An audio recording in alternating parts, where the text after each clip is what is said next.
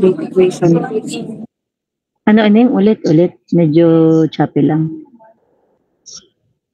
Ma'am, yung last po na na-discuss po ay before mag-conduction rate equation po. Before mag-conduction rate equation. Okay, sige. Thank you.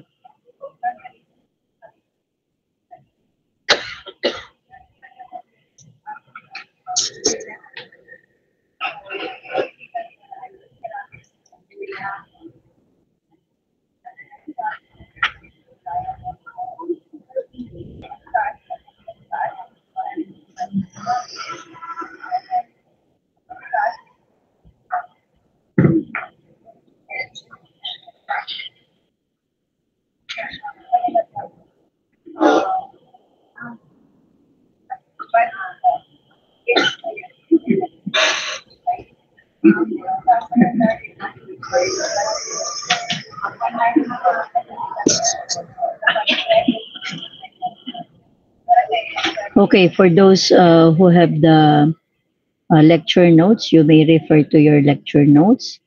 I'll be also doing the discussion using my prepared presentation to continue what we had last time. Okay, so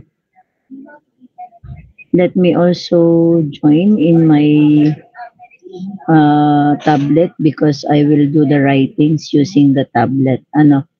So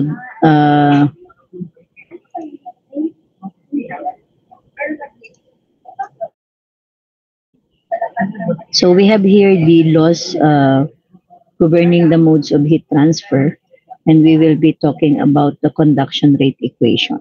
Okay.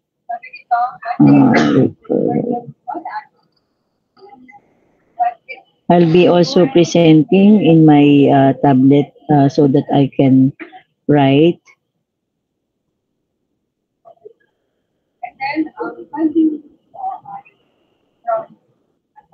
Okay, so this is the discussion about the conduction rate equation. Do you see po yung notepad on your screen? Yes po. Okay, thank you. Okay, so Fourier's law. Fourier's law is the law governing the conduction rate equation. And Fourier's law states that the heat flux is directly proportional to the temperature gradient. So from that statement of Fourier's law, we say that the heat flux, so we will be considering first one-dimensional in x direction. So the heat flux, say the heat flux along the x is directly proportional to the temperature gradient. Okay? So when we say temperature gradient, it is the slope. Or when you take the first derivative of the temperature equation or distribution, that would be your temperature gradient. So if we are going to make use of this plane wall, no? So let us assume that this is your plane wall. Say this y-axis is the temperature, and this is your x-axis. And say this is the thickness of the wall. The thickness of the wall is represented by L. Okay? So this is the heat flux. The heat flux, and this is the area. Ito yung area perpendicular to the heat flow or yung andun sa ating kabilang side. Because we are talking here of the conduction rate equation, and when we say conduction, we are talking of the area perpendicular to the heat flow. Okay? So now, this is the Fourier's law statement. And replacing our proportionality constant by equality sign, you will be having that the heat flux along the x is equal to negative k times the temperature gradient. Okay? So what is k? K is the so-called thermal conductivity. So ito po pala yung ating temperature gradient. Say this is your temperature distribution, T as a function of x. Say this is your T1 and this is your T2. Now, the reason why the direction of heat flow is from a higher temperature to a lower temperature. Okay? So K is the so-called thermal conductivity. Thermal conductivity is a property of the material that gives us its ability to conduct thermal energy. And its unit is in watt per meter Kelvin. Okay? Now, you have the negative. So, the negative in this equation, ano ito? Ang atin pong negative dito, it is a consequence of the fact that the heat is transferred in the direction of decreasing temperature, meaning from a higher temperature to a lower temperature. The reason why I told you initially during our last meeting, then when you are going to compute for heat rate, it will always be a positive value, provided that you have followed the correct way of the direction of heat flow in your arrow representation of the heat flux, because there is already the negative, no? And then your dt dx, or the change in temperature with your respect to x, is your temperature gradient. Okay, so temperature gradient, you can obtain this when you take the change in the temperature divided by the change in x, in which the change in x, as you see from the figure, is equal to its thickness L. Okay? And then if it's not given yung ating T1 and T2, but what is given is T as a function of X, then what you have to get is to get its first derivative. Okay? So you should again know how to differentiate. Okay. Now, thermal conductivity, we will discuss this later, but to give you also an idea, thermal conductivity of the material can be constant, which you will find on the thermophysical properties of material, included also in your module. Copy from A.1 to A.7 what were already included. And then there are times that your thermal conductivity may not be a constant, but it can be a function of the temperature. Ano? So sometimes it is a function of the temperature. So now, this equation of heat flux, ano yung ating heat flux? The heat flux along the x is equal to negative K times the temperature gradient. If you look at this schematic representation of the plane wall, you will see yung ating boundary conditions for the temperature and also for your x. Because when we take here, say, a differential element, no? Ito yung ating differential element. So you have here your dx, no? So you will be having your differential equation here. So this is now a first order ordinary differential equation. Based on your knowledge in differential equations, how do we solve this kind of equation? How do we solve this kind of equation if there are two variables? Yes, Giancarlo. Using separable po. Okay, by separation of variables. So we can separate the variables. That is, the heat flux along the x is equal times dx would be equal to negative k times dt. Again, we include k in dt because k could be a function of the temperature. But in case that it is a constant, then you can put it outside the integral sign. Okay?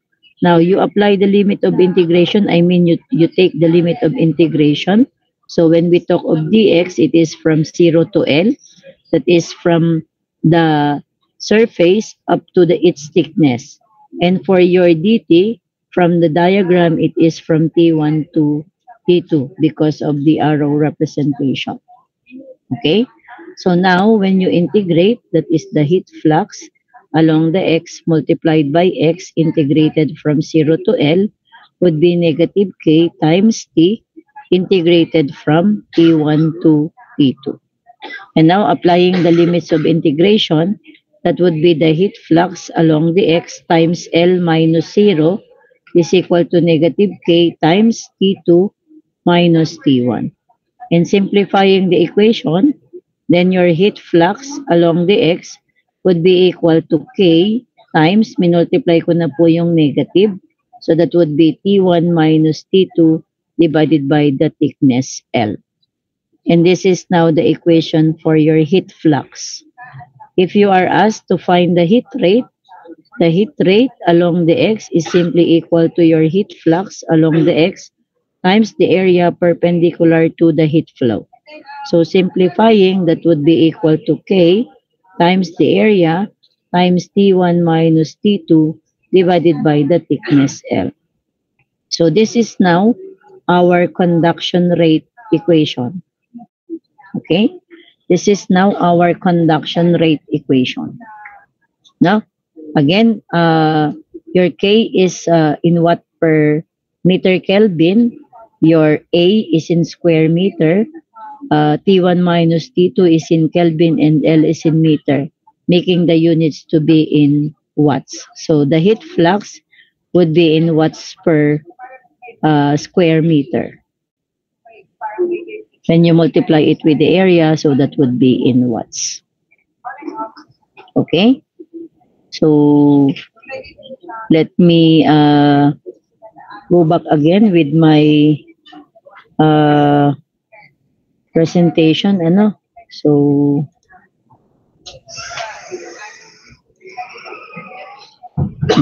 diyan tayo ulit. Ano po ang nakikita natin sa slide? Yun pong formula, ito rin po yung diniscuss ko kanina, So the heat flux and then yung kanya pong definition. Then we go to the next mode of heat transfer, which is convection heat transfer. So the convection heat transfer mode is comprised of two mechanisms. We are having the energy transferred due to random molecular motion, or that is by diffusion, and the energy transferred by bulk or microscopic motion of fluid. Let me just check also on the lecture notes kasi baka meron akong hindi naiisama. So again po sa ating lecture notes, I included there the short biography of the author of the Fourier's law, who is Jean-Baptiste Joseph Fourier. So kindly read and understand his short biography there. I also included yung biography ni Ludwig Boltzmann at saka po ni Stefan. Meron po dyan. Wala ba akong nilagay na Newton? Wala ata akong nailagay kay Newton. Okay. So, for the convection heat transfer,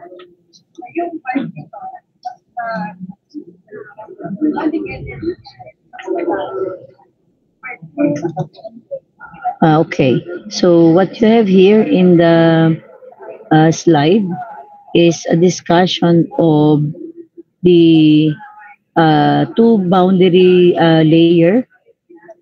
We call the velocity and the thermal boundary layer. So we will be talking more of this when we are at the discussion of the convection, that is after midterm, I think. Doon natin pag-uusapan itong tungkol sa convection. But again, when you look at the figure, ang makikita natin sa figure ay dalawang magkaibang graph.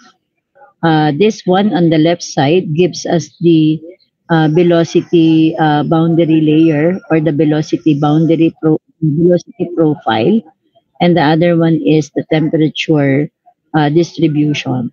So what is the difference between the two? So this plate is a heated surface.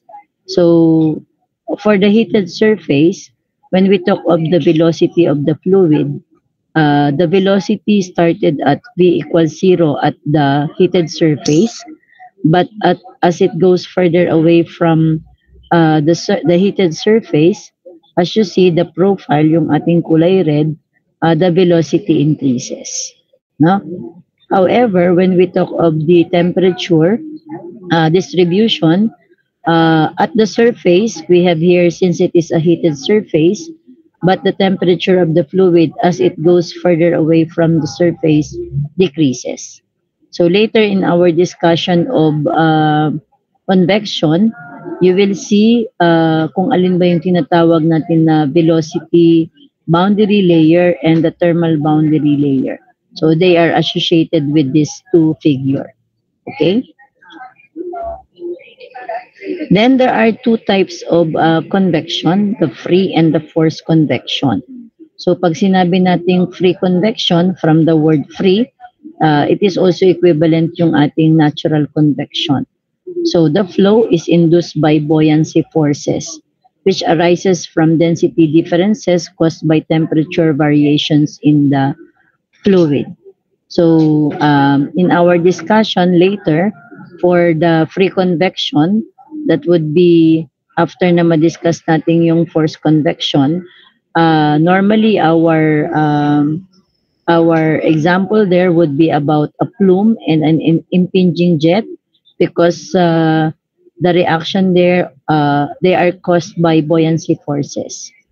And then the other one is forced convection. So pag sinabi nating force, the flow is caused by external means, such as fan, pumps, or the atmospheric wind.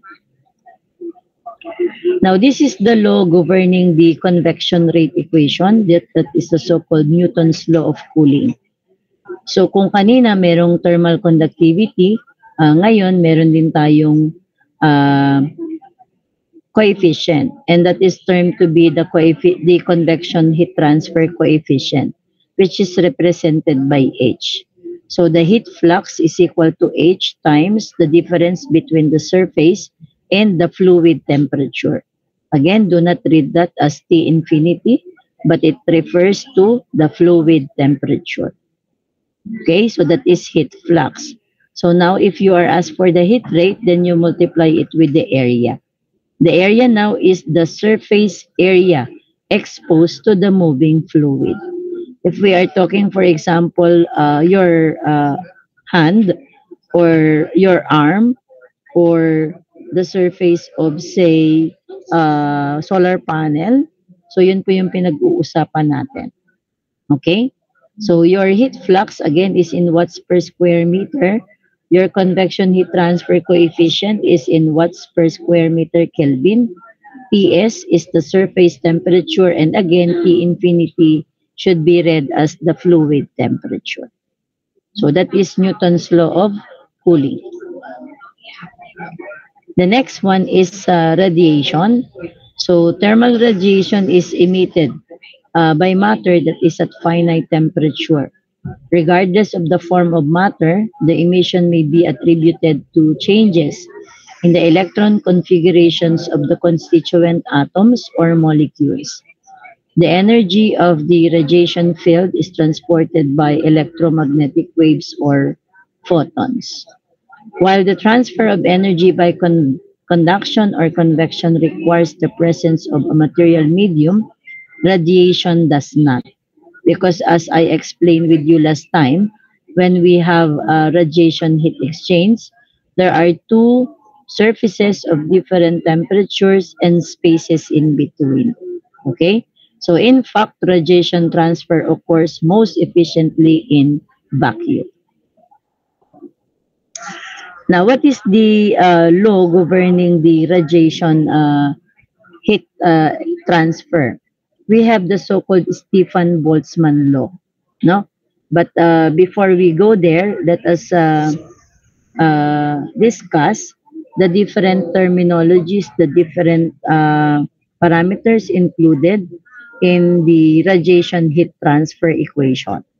So the first one is the so-called emissive power of a black body.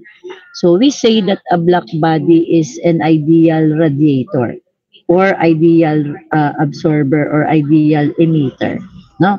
Kaya siya yung pinakamataas. The highest emissive power is the emissive power of a black body. So now, the equation associated for the emissive power is equal to what is presented on your slide.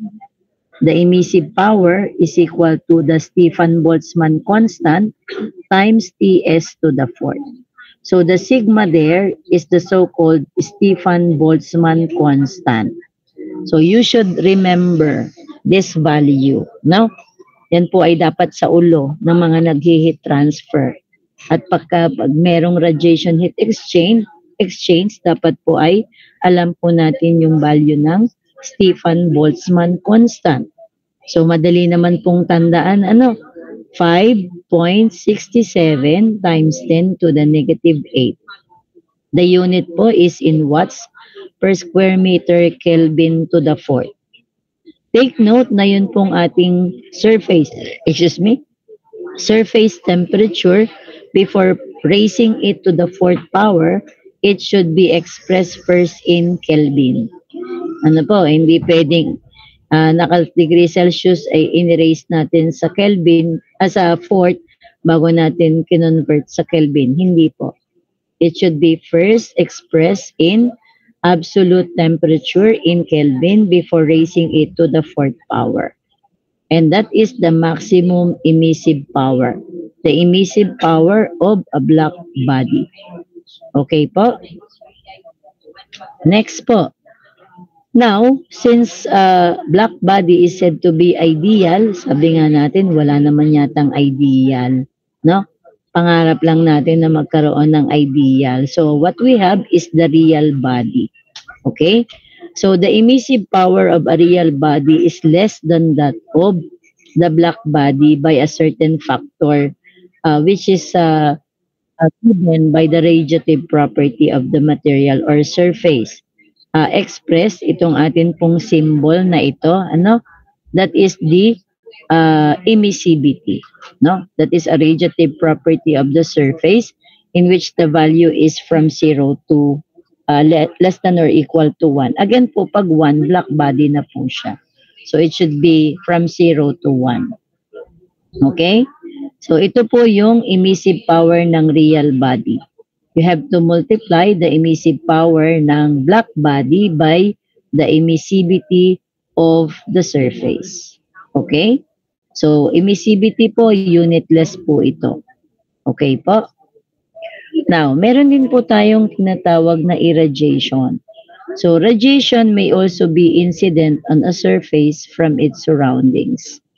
So ang source po natin ng irradiation, it can be say the sun or other surfaces to which surface of interest is exposed. Other sources po yon, not surfaces. From other sources to which the surfaces of interest is exposed. So irrespective of the source, we designate the rate at which all radiation is incident on a unit area of the surfaces as the radiation G. Okay? So ngayon, nalimutan ko pong ilagay dito, So yung pong ating formula ng G.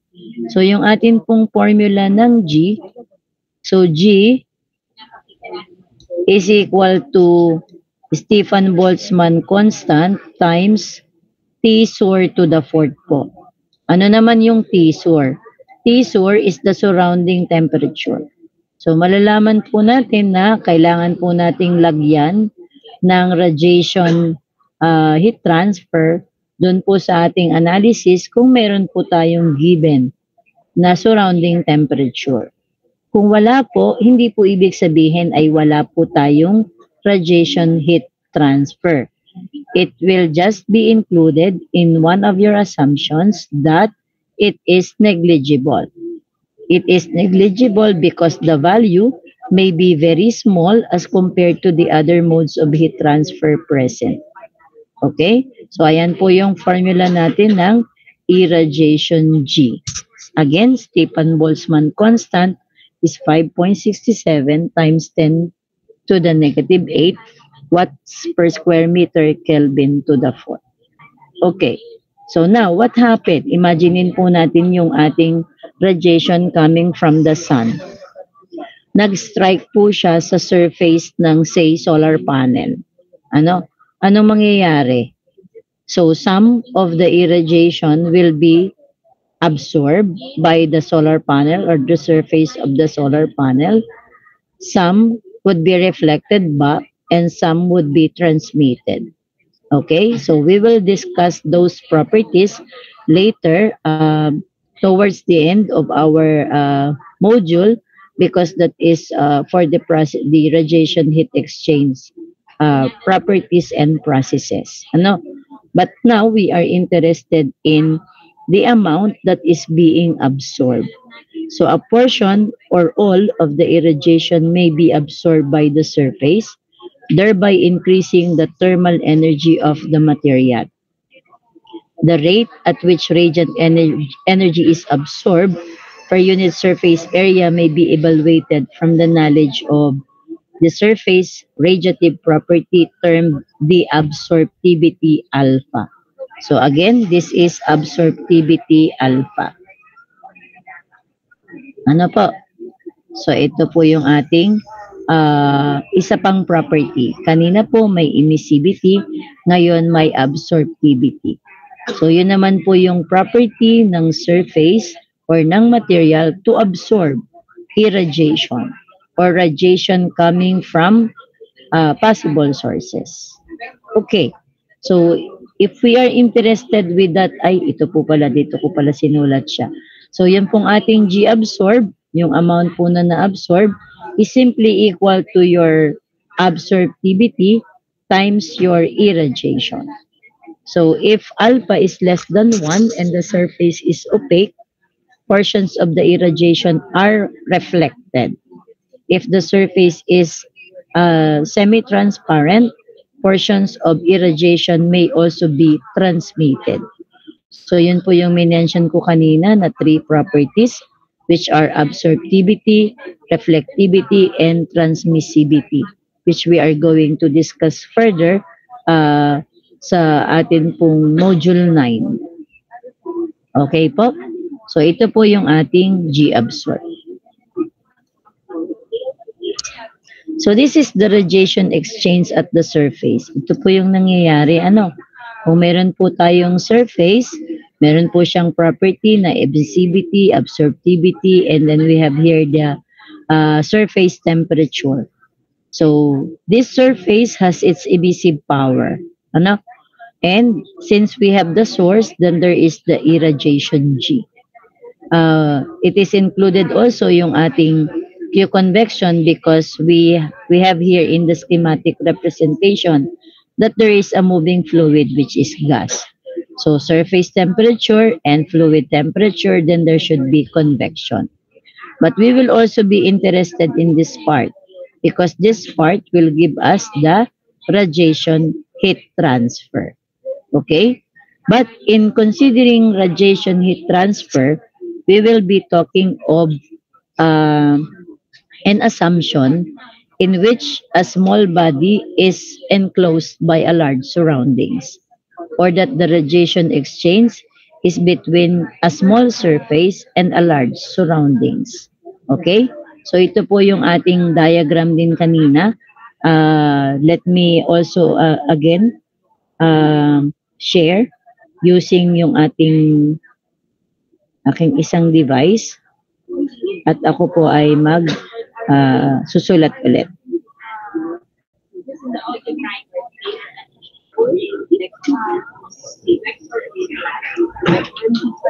Okay. So ito po yung ating continuation. So looking at the figure po na sinend ko po kanina or shinare ko kanina doon sa slide, meron po tayong surface, no? Meron po tayong surface. So ito po yung TS niya. And then meron po tayong surroundings, no? Say we have here the sun. Okay? At yan po yung source ng ating irradiation G. So ito pong surface merong emissive power E. At meron din po siyang irradiation G coming from the source. So interested lang po muna tayo sa radiation. So meron po tayo ditong heat flux due to radiation. Okay? So if we do the energy balance po, your heat flux due to radiation would be equal to your emissive power minus yung G absorb. Kasi may mama-absorb lang po itong surface, di ba? So kung ito po yung ating emissive power, meron po tayong G absorb. So pag nagawa po tayo ng energy balance, yan po yung ating equation. Okay? So again, we will be assuming that the radiation heat exchange is between a surface or a small body enclosed by a large surroundings. No? So again po, meron tayong surrounding temperature po dito. Okay? So with that, atin pong papalitan or sasubstitute natin yung equation natin ng emissive power at saka ng G absorb.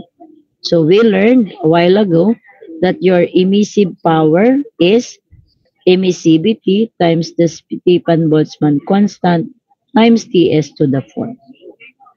And your G absorb is alpha, that is absorptivity, times your G, in which your G is Stefan-Boltzmann constant times T soar to the 4th. Okay? Now, kung given po sa problem natin yung emissivity at saka absorptivity, then you use this equation. However, if hindi po binigay sa problem pareho, pero ang binigay lang po sa atin ay say either emissivity or absorptivity, then we may assume that the surface is a gray surface. So assuming that this is gray surface, pag sinabi po natin gray surface, emissivity is equal to absorptivity. Mali po yung aking naisulat. Alpha po, emissivity is equal to absorptivity alpha. So in that case, your heat flux now, due to radiation, for radiation exchange between a surface and a large surroundings, and considering gray surface, would be simply equal to emissivity Stefan-Boltzmann constant times Ts to the 4th minus T soar to the 4th. Okay? So yan po yung magiging equation natin. Again po, if that is a gray surface and radiation exchange, it is between a small body enclosed by a large surroundings. So kung meron po siyang Q convection, then you have to add, no? That would be the total of, or the sum of heat flux due to radiation and convection. Ang convection naman po, nadaanan natin kanina using Newton's law of cooling. Okay? Now, if we look at the equation and if we are asked for heat rate due to radiation, that would be equal to emissivity Stefan-Boltzmann constant times the area times Ts to the 4th minus T soar to the 4th. So the area that we are talking about here is the surface area, similar to that of the convection heat transfer. Okay, if you recall a while ago, we had your Q convection. So ang Q convection natin, ay equal sa H times the area times Ts minus the temperature of the fluid. So let us convert this equation for Q radiation in a manner that it is similar to this one, in which we have the linear difference of the temperature of the surface and the temperature of the fluid. Okay? So using our knowledge in algebra lang, so this would be equal to emissivity Stefan-Boltzmann constant times the area. Then you factor out Ts to the 4th minus T soar to the 4th. Ano po ang factor? How will you factor po Ts to the 4th minus T soar to the 4th? Anyone?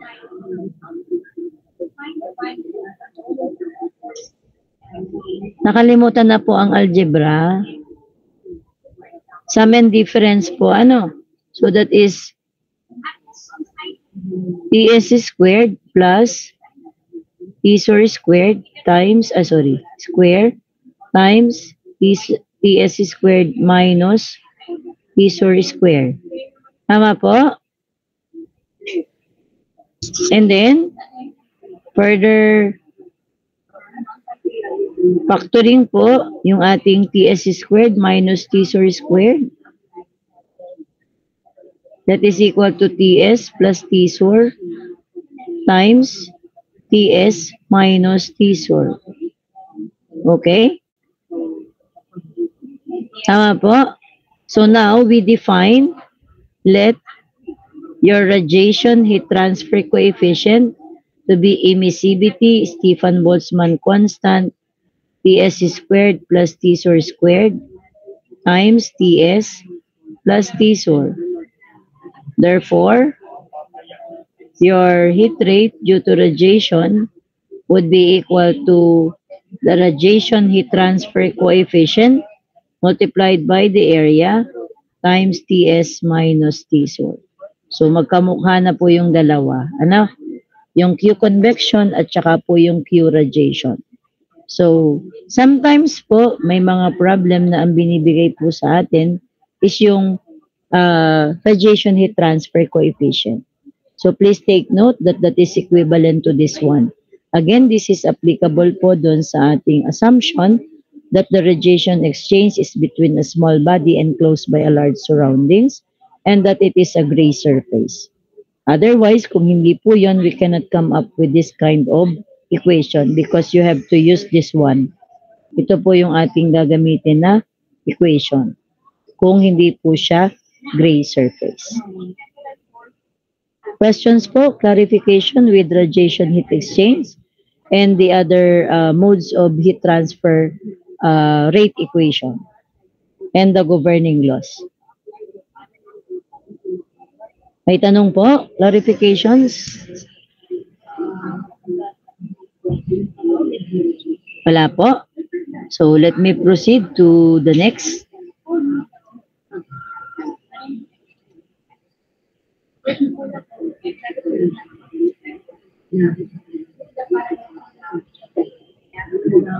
Ay sir, wait lang class.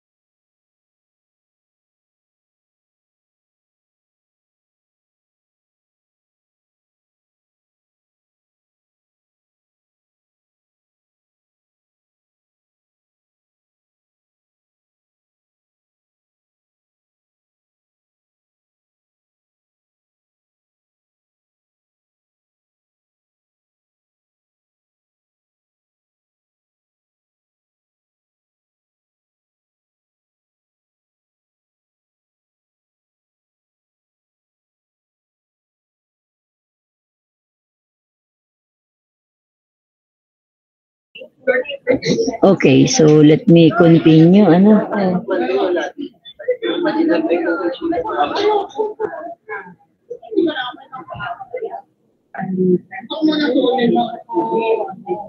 Okay, itong properties of matter, nailagay ko pala dito sa presentation. But if you are going to look at our module, siya po ay dapat ay nasa chapter 2. Ano? Nasa chapter 2 po siya. Wait lang ha, check ko lang yung sequence ng ating module. So sa ating module po pala, meron din diyang figure showing yung difference po ng ating forced convection and natural convection, at meron din po tayong boiling and condensation. Ano? So yung mga hindi ko po na-present sa presentation, so try to read them in your lecture notes. Ano, kasi hindi naman po yan word for word na ginagawa ko po doon sa ating PowerPoint. Nga pala po doon sa ating convection transfer coefficient, meron po kayo dyan sa inyong module on page 8. Sa mga may module na po, ano, page 8 po, meron tayo dyang typical values of the convection heat transfer coefficient. So we have there the process, free convection, forced convection, convection with phase change. So if we are talking of free convection and we have gases, the value is between 2 to 25. For liquids, we have 50 to 1,000. And then for forced convection, we have 25 to 250 for gases. Liquids is 100 to 20,000. And for boiling and condensation, we have 2,500 to 100,000. So ano ang importance nitong values na ito sa table 1? You will be using them, no? Kapag po halimbawa ay hindi naman siya yung hinahanap, tapos hindi po siya given sa problem. No, possibly pwede nyo pong gamitin yung any values within the range. Pero pagdating po natin ng discussion ng force and free convection, na-mention ko na po ito before, that your H will be obtained from your Nusselt number, in which Nusselt number will be calculated using empirical equations. Okay? So yung properties of matter po, sa module po ninyo, nasa chapter 2 po iyan, pero didiscusin ko na rin po. Ano? So properties of matter. So using the Fourier's law, kanina po dinaanan natin si Fourier's law, di ba? Meron po tayo doong isang property, which is the thermal conductivity. Okay? So this property, which is referred to as transport property, provides an indication of the rate at which energy is transferred by the diffusion process. And it also depends on the physical structure of matter, atomic and molecular, which is related to the state of matter. So ito po yung ating thermal conductivity kanina, coming from the equation of our heat flux. Doon lang po natin kinuha yung formula. Now, this figure gives us the range of thermal conductivity for various states of matter at normal temperature and pressure. So, this will give you an idea of what are the values of your thermal conductivity. So, looking at this is the thermal conductivity and this is the type of material. So, we have here metallic material. So, later po, pwede nyo pong i-browse yung naka-include po na tables A.1 up to A.4 po. Yun po ay thermophysical properties of material, ano? Or A.3 po ata.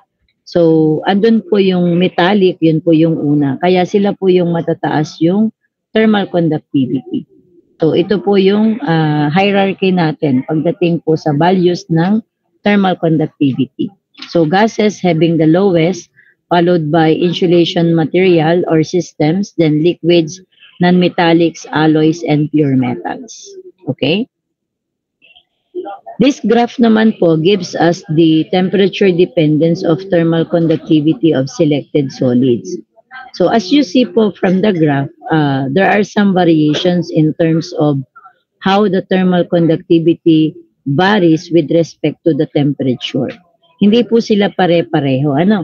if you look at this one, this is for stainless steel AISI 304. What happened?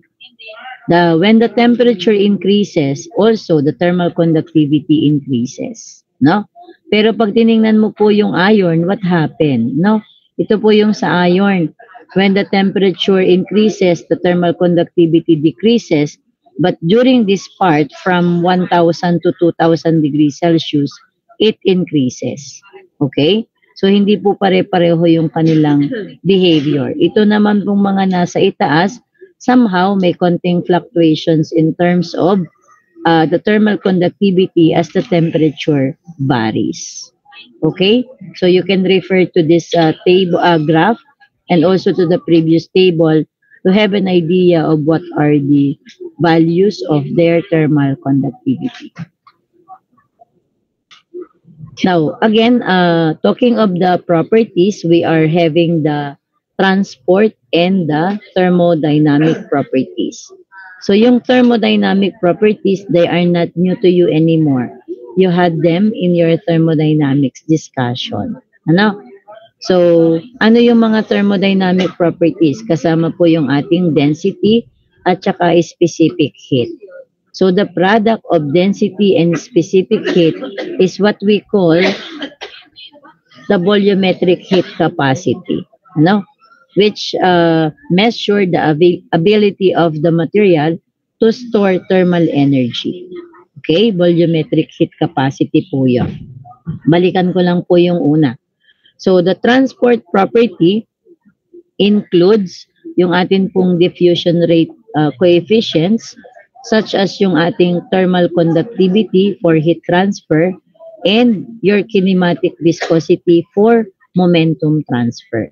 So yung kinematic viscosity po later sa discussion natin ng convection, madadaanan po natin yan. And also the absolute viscosity.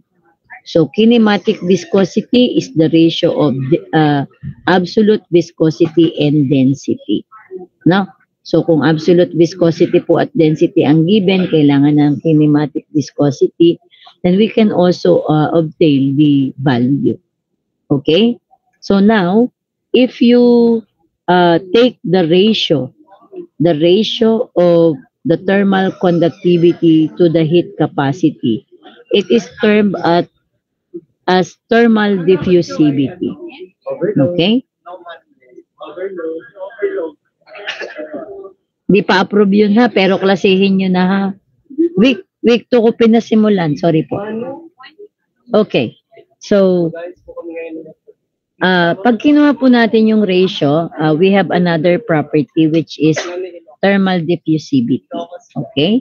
So, ang ginamit din po nating symbol dito ay alpha. So, do not be confused with our absorptivity alpha that we used a while ago for radiation. The thermal diffusivity alpha is the ratio of thermal conductivity to the heat capacity, meaning that is K over rho Cp. Okay? So the thermal diffusivity alpha measures the ability of the material to conduct thermal energy relative to its ability to store thermal energy. Okay po? So materials with large alpha or large thermal diffusivity will respond quickly to changes in the thermal environment, while those of small value of alpha will respond sluggishly, taking longer time to reach a new equilibrium condition. And the unit of our thermal diffusivity is square meter per second. So, pwede nyo pong tingnan, kasi K over rho Cp. Inyo pong gawa ng unit analysis. Ang K po natin ay watts per meter Kelvin. Ang density po natin ay kilogram per cubic meter. Ang atin pong Cp ay joule per kilogram Kelvin. So, therefore, after simplifying, you will obtain a unit of square meter per second. And that is your thermal diffusivity. Okay? So, Let me check again on our module. Kung meron akong nakaligtaan. Stefan Boltzmann constant, net radiation. Yan, wala na. Ano? Punta tayo sa page 12 sa mga may module. Ito po yung makikita natin sa module. Analysis of heat transfer problem methodology. Any question po, by the way? Question, clarifications?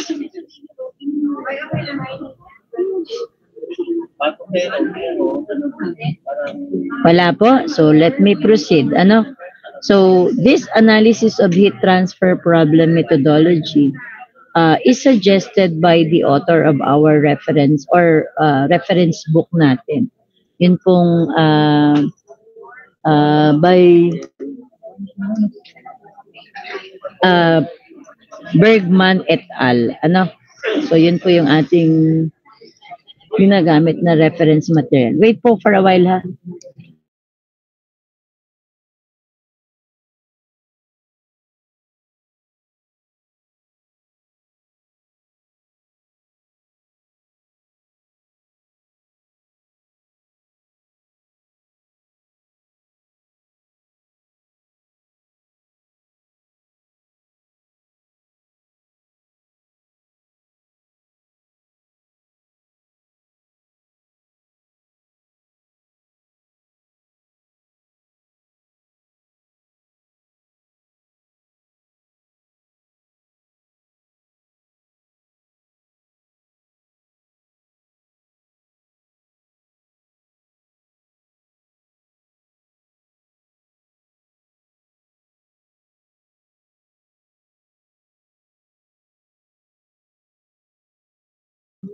So we will also be following this methodology in solving the heat transfer problems that we are going to have, be it in our exam, in our day-to-day discussion, in your problem set. Ano? So ito po yung ating susundin.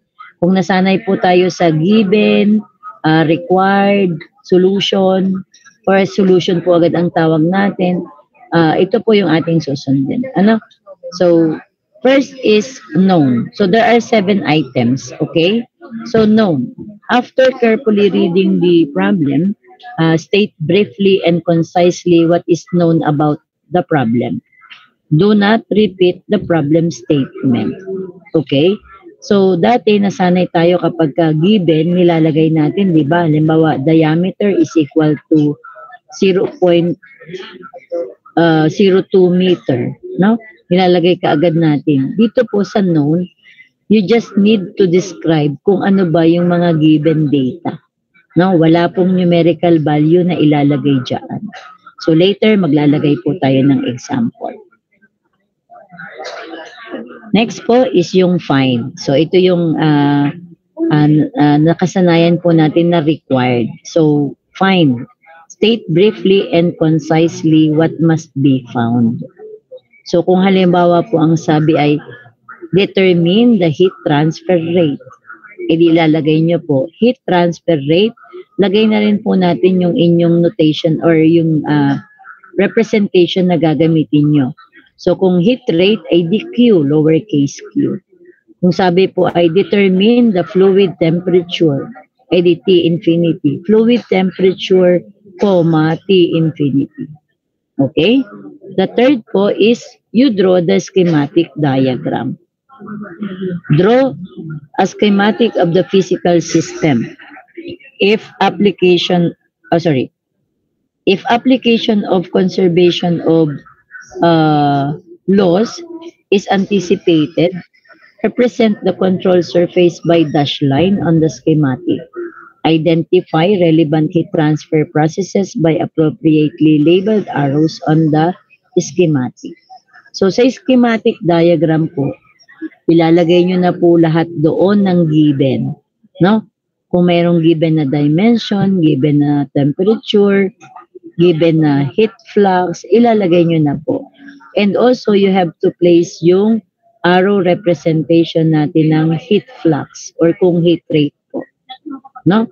Lahat po ay ilalagay natin doon. So, it is impossible for you to have a solution without a schematic representation. Hindi po pwede nating ma-imagine na ito may ganito, may ganyan. So, kailangan po ninyong lagyan ng schematic. Okay? Next po, number 4 is assumptions. So, you have to list all pertinent simplifying assumptions. Now, ano yung mga common assumptions na nilalagay natin? No? Kapag po tayo ay merong conduction, convection, at radiation. So, first po, kung sinabi po na steady state condition, ay di steady state. Second po, kung may binigay pong temperature para ma-evaluate natin yung properties, tapos wala naman pong binigay na property na naka-equation form, so you will say that it is of constant property. Okay? Then, sometimes kung wala naman pong sinabi na merong heat generation, so we will be assuming no internal heat generation. Okay? And then the fourth most common po na ginagamit nating assumption is that when we are just talking of one-dimensional. So if it is one-dimensional, if it is the Cartesian coordinates, we say one-dimensional in X. Pero kung siya po ay radial system, it is one-dimensional in the radial direction. Okay? Now, ano yung mga possible na additional nating assumption? Yung minention natin kanina about radiation. That the radiation heat exchange is between a small body completely enclosed by a large surroundings. And another one, kung hindi po given pareho yung emissivity and absorptivity, we assume that it is a gray surface. Okay? So, yun po yung mga possible na assumptions. And kung may mga kailangan pa po tayong i-assume later, edi idadagdag po natin. Now, the assumptions, sometimes you need also to justify them in the end, no? Hindi po pwedeng basta nakapag-assume, no? Baka inilagay, neglecting contact resistance. May sinabi naman po pala na material at gagamitin sa kanilang bonding. At meron po tayong table na kukuhanan ng value ng contact resistance. Kaya hindi po dapat siya maging negligible kasi makukompute naman po natin.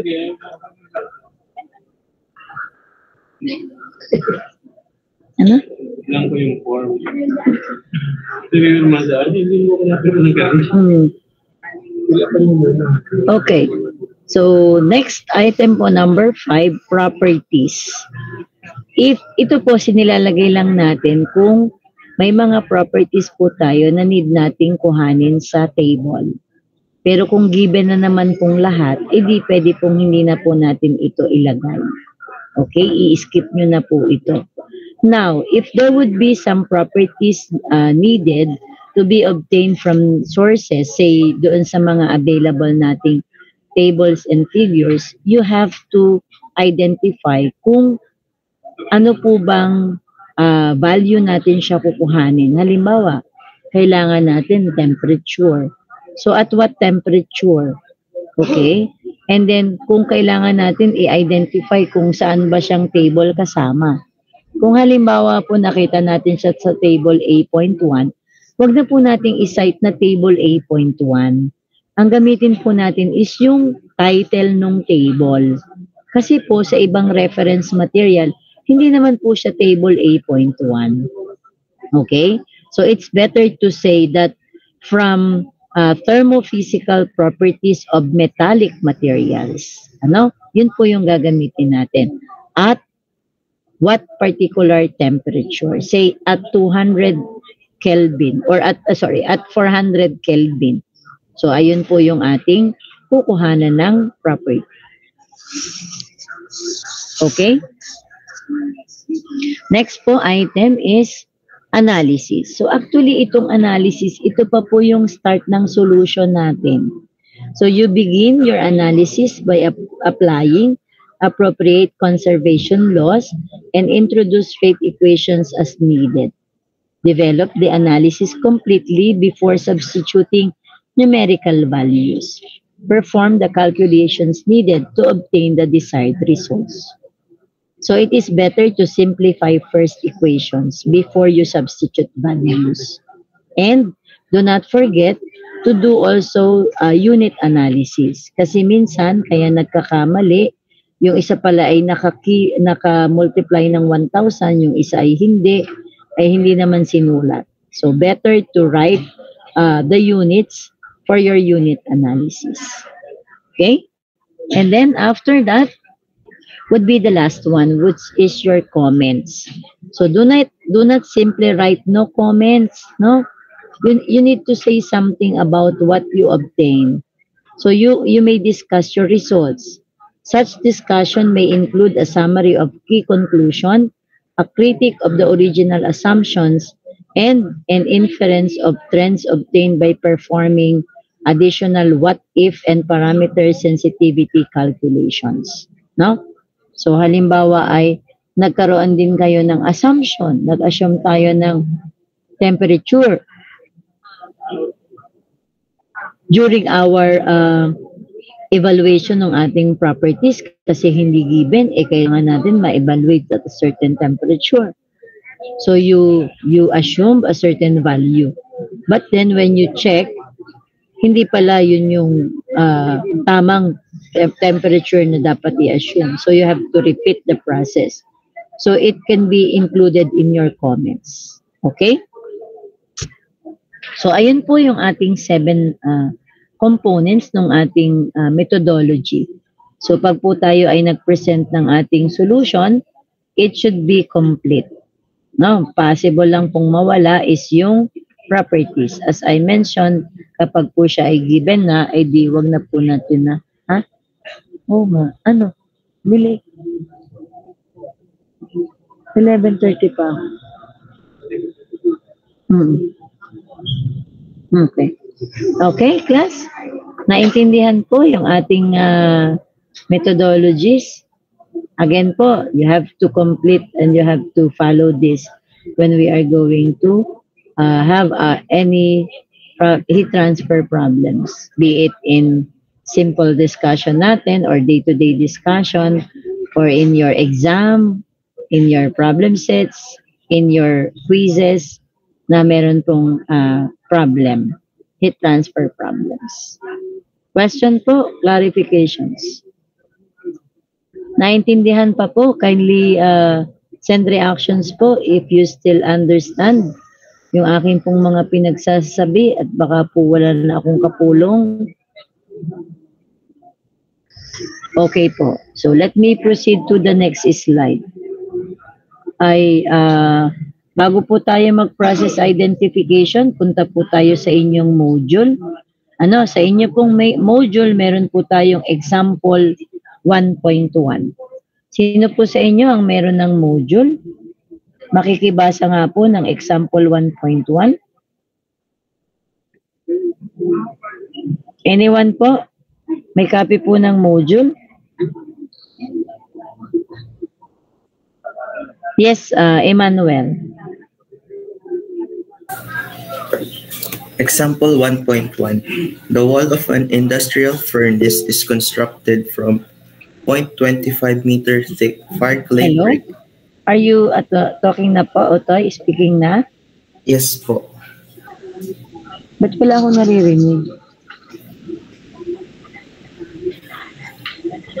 Mic test. Yung iba po, somebody speak nga po. Reg, can you speak? Hello po niya. Ay, ba't nga nawala?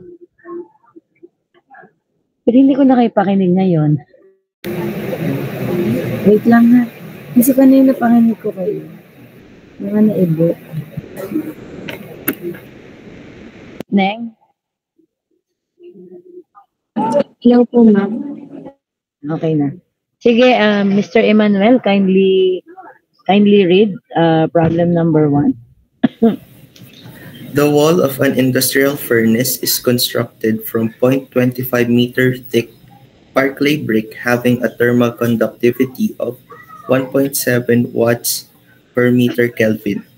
Measurements made during steady-state operation reveal temperatures of 1,400 and 1,150 Kelvin at the inner and outer surfaces.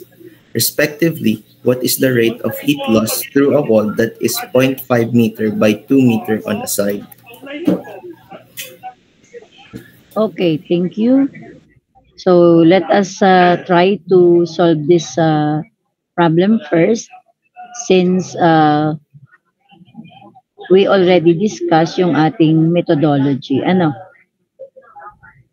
Okay, so mentioned po doon sa ating problem, no? So kung tayo po ay magsusulat ng ating known. Wait lang ha. Ba't ba hindi ko siya ma-move?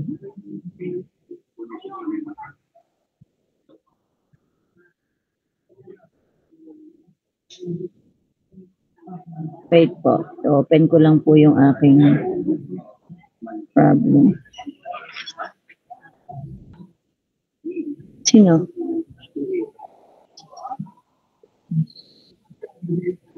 Yung? Alin yun, eh? Ah. Okay. So, kung susulat po tayo ng solution natin at lalagay po natin yung known. Okay? So, paano po ninyo isusulat? Ano?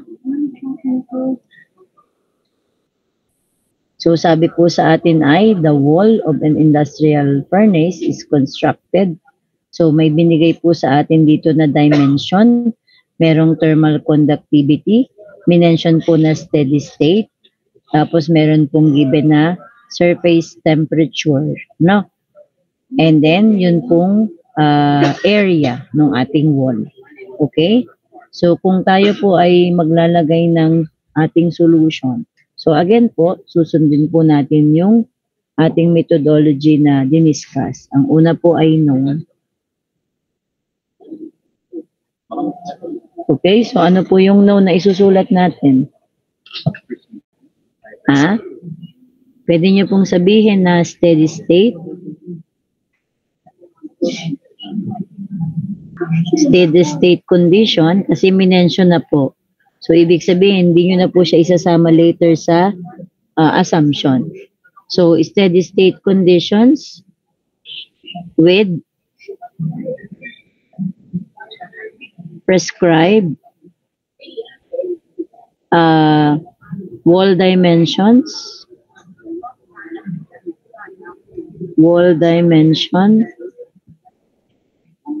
and then, meron din po tayong thermal conductivity,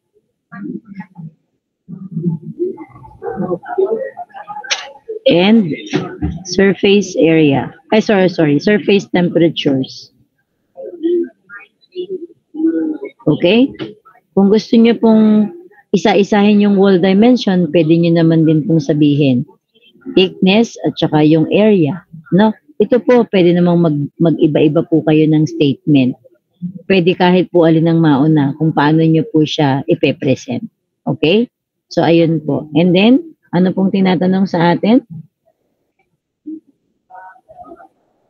What is being asked po? Find what is the rate of heat loss. O, rate of heat loss. Since given naman po yung ating area, di pwede pong lagay natin IQ. Okay? So, third po is schematic. O, di magdodrawing po kayo ng wall. So, drawing po tayo ng wall.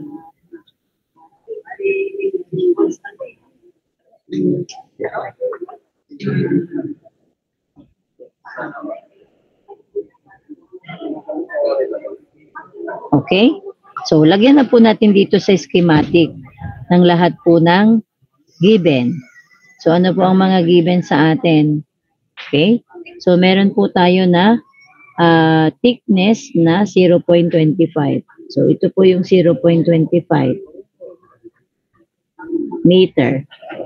Okay? Tapos ito po yung area. So, ang area po ay binigay na, ano yan? Yan. Ang area po ay 0.5 meter by 2 meters. So, ibig sabihin siya po ay, ito po yung 2 meters at ito po yung 0.5 meter.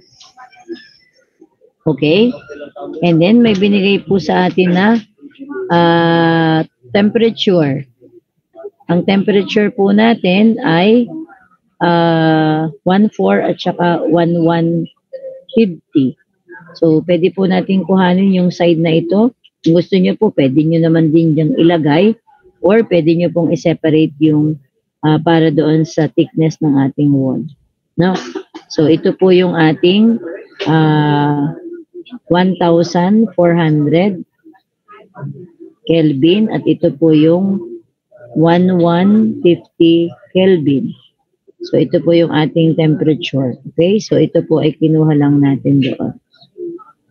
Pwede rin naman pong dyan nyo na ilagay. No, nakatuwid naman po yung aking figure. So, pwedeng dito na rin po ito ilagay natin. 1,400 Kelvin, that is your T1. And this is your T2, which is equal to 1150 Kelvin. And then, ang atin pong heat flux ay di perpendicular po doon sa heat flow. So, ito po yun. The heat flux along the X. So, ito rin po yun. Okay? So, yan po yung ating mga given. Wala na po bang iba? K po pala. So, yung thermal conductivity po ng material, pwede nyo pong dito isulat sa ating material. 1.7. Okay? So, ayan. Kumpletuhin nyo lang po yung lahat ng laman ng ating schematic. Alin? Ay! Ito talaga. Then we have po yung ating assumptions. So, ano pong assumption natin? Minention na naman po na steady state, di ba? So, pwede pong hindi na natin ilagay siya sa ating assumption. So, ang atin pong assumption, one-dimensional in X direction. Okay? And then, for one-dimensional through the wall. And then, since yung pong thermal conductivity ay binigay na, so we say constant properties.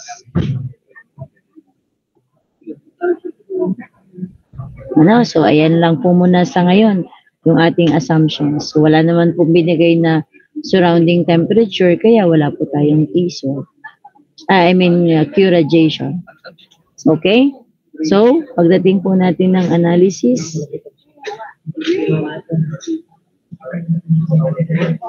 so sa analysis po natin, ay di mag-start po tayo ng Fourier's law. Ang tinatanong po sa atin ay heat rate.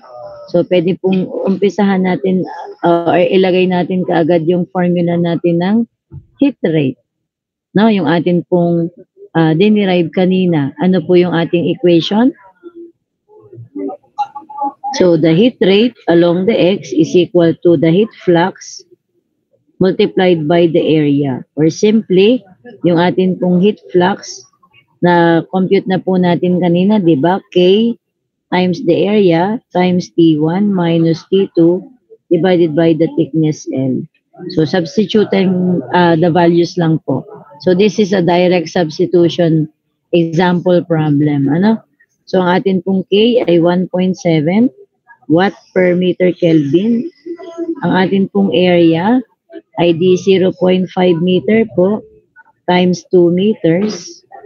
And then, ang atin pong T1 ay 1,400 minus 1,150 Kelvin. And then, divided by po yung thickness natin na 0.25 meters. Ano po ang value? Makiki-compute po. Wala lang po akong dalang calculator.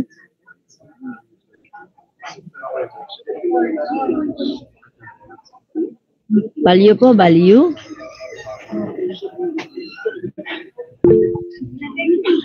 Yes, Aaron.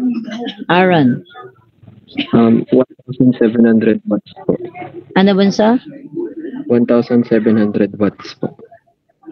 1,700 700 po. watts. Tama po ba?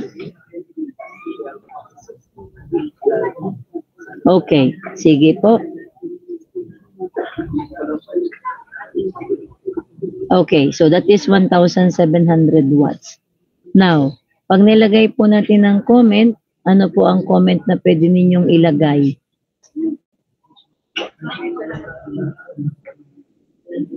Pwede nyo pong ilagay na note yung pong ating direction ng heat flux. Kasi kung halimbawa, naglagay po tayo ng schematic diagram, tapos baligtad po yung ating paglagay ng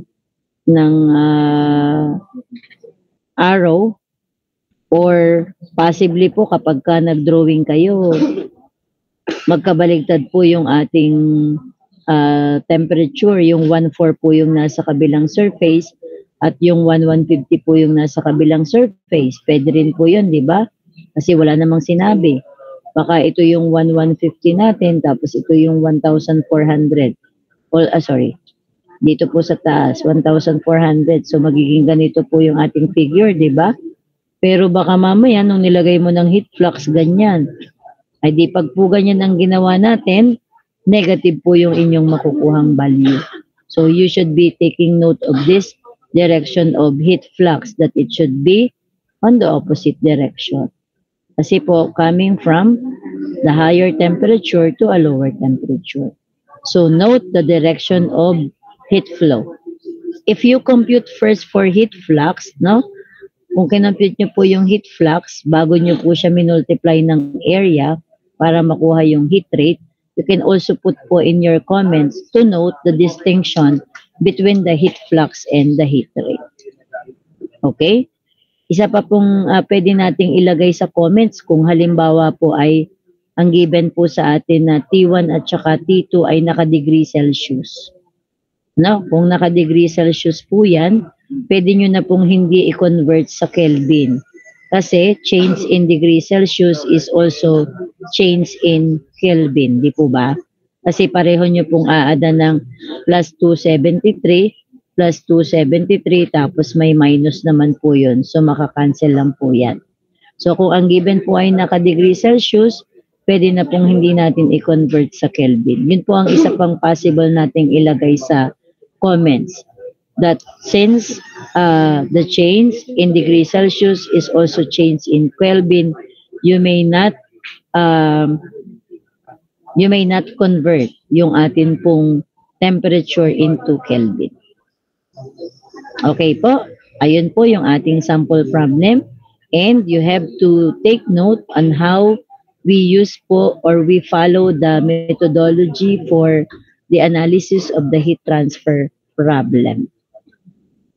Any question po or clarification? May tanong po, clarification? Diyan nyo po isulat ha sa page po. Yun pong mga may module, nilagyan ko po talaga yan ng spaces para dyan nyo po susolvin. Ang purpose ko po niyan is I'll be asking you later to submit yung mga example problems na sinasagutan po natin. To know and to monitor that you are following, that you are cooperating even though we are doing it online or later face-to-face. Kung kayo po ay nakaka-follow doon sa ating dinidiscuss. Sa mga wala pong module, sa mga hindi po nag-avail, you have to write in bond papers po. Short bond paper, and then you just write po yung example 1.1. Okay? Do not copy the problem. You start with the known. And you have to compile it. Because before midterm po, or after midterm pa, kasi aaralin nyo pa po yan, I'll be asking you to submit all those pages na meron po tayong sinol. Kaya po yung lahat po ng ating example dyan, kung mapapansin nyo po sa mga nag-avail ng module, wala po talaga yung solution. Yun po yung talagang intention ko para kasi pag may solution, most of you will just rely on what is written on that solution. It is better that as we discuss, you also solve it together with the class, together with your course instructor, para kung merong error, nakikita po natin na meron pong mali doon sa ating pagsusolve o sa ating na-obtain na solution. Okay? So ano po yung ating example 1.2? Anyone po can read example 1.2?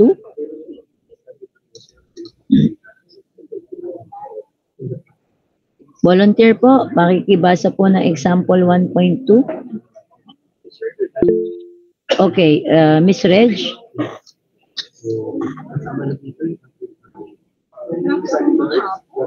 Go ahead, Neng. Example 1.2. You've experienced convection cooling if you've ever extended your hand out the window of a moving vehicle or into a flowing water stream. With the surface of your hand at 32 degrees Celsius, determine the convection heat flux for a vehicle speed of 30 km per hour in air at 10 degrees Celsius with a convection coefficient of 40 watts per meter squared Kelvin, and B, a velocity of 0.2 meter per second in a water stream at 10 degrees Celsius with a convection coefficient of 900 watts per meter squared Kelvin. Which condition would feel colder? Okay. So, if we are to write known, ano ang ilalagay natin dito sa known? Ano po ang ating ilalagay na known? Known would be the surface temperature of the hand exposed to, ang A po natin ay vehicle speed and air temperature and convection heat transfer coefficient, and another case in which it is exposed to water stream at a certain velocity and temperature of the water and convection heat transfer coefficient. Okay, pwede niyong isimplify yung aking sinabi. Ano? Pwede niyo pong isimplify yun. And then, ang sunod po natin ay find. We are asked to find which condition would feel colder. Yun pong case A, na exposed po yung ating hand while we are riding on a vehicle, no, with that speed, and the temperature, the surface, the air temperature, and given convection heat transfer coefficient. No, so yung isa po ay the hand is exposed to an air, and the water, and the other case po is exposed to water stream. Ano? So dalawa po tayong case. So pag ano po tayo ng schematic, di-drawing po natin ang ating kamay. Dalawa pong kamay, ano? So isang case A at saka po isang case B. O drawing na lang po kayo ng inyong kamay diyan. No? Tsaka po yung sa kabila, ganun din. Pangit ng daliri, ano? Yan. Okay po. So, ilalagay niyo po dito yung condition. So, yung atin pong case A, naka-temperature po na 32. So, TS is equal to 32 degrees Celsius. Tapos po, meron tayong vehicle speed. So, meron po tayong U na equal sa 30 kilometers per hour, or you can use V po, wala naman pong ano doon kung ano yung inyong gagamitin kasi hindi po natin gagamitin ngayon ang speed, okay? And then meron po tayong fluid temperature. So temperature ng fluid, ito po ay air, ano, na meron pong 10 degrees Celsius, okay? And then, meron pong H, lagi pong magkasama yan. Yung temperature ng fluid at saka yung H.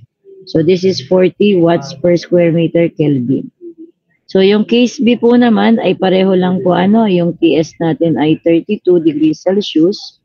Tapos ito po ay mayroong water stream. Ano? So temperature ng water is at 10 degrees Celsius also pala. And then H po na 900 watts per meter Kelvin. Okay, obviously, gamitin po natin ay Newton's law of cooling. So compute nyo lang po Q, heat flux, is equal to H times Ts minus the temperature of the fluid. Ay, sorry po pala, assumption. Wala naman po tayong assumption, na ilalagay dito, or pwede pong sabihin natin na radiation heat exchange is negligible since wala naman pong sinabi. Okay? And also it is a steady state condition. And then sa properties wala po, then we go to analysis. Okay? So yan lang po yung ating formula. So compute nyo lang po yung heat flux. Substitute nyo lang po yung value. 40 times your Ts is 32 minus 10. So that is equal to, ano po yun? Anong value po? 22 times 40, that is 880. Lagyan nyo po ng units. Ano? Kelvin ito, this is in watts per square meter Kelvin, so this is watts per square meter. And then ito na pong case B, same lang po yung formula, so 900 times 32 minus 10. Tama po ba? Ano po ang value ng heat flux dito?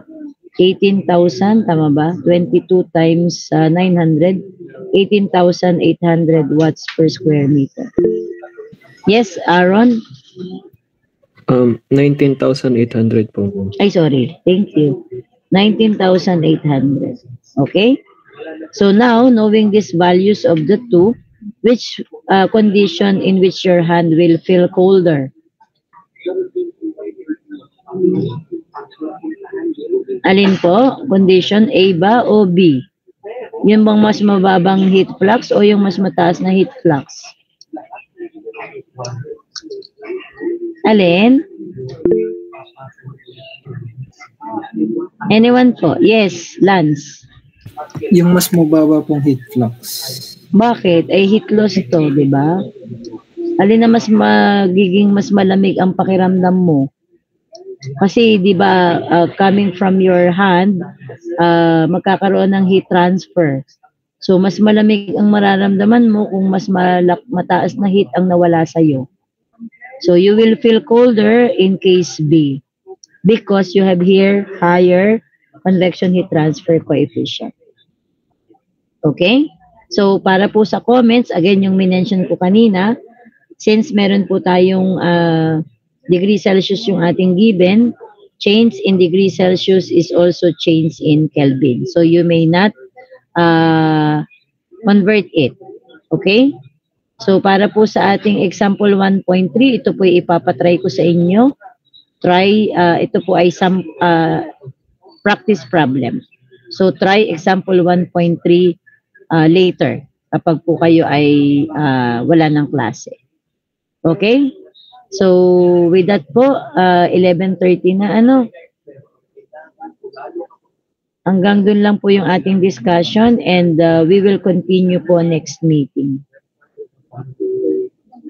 Kindly open po our camera for one screenshot lang po ng ating attendance.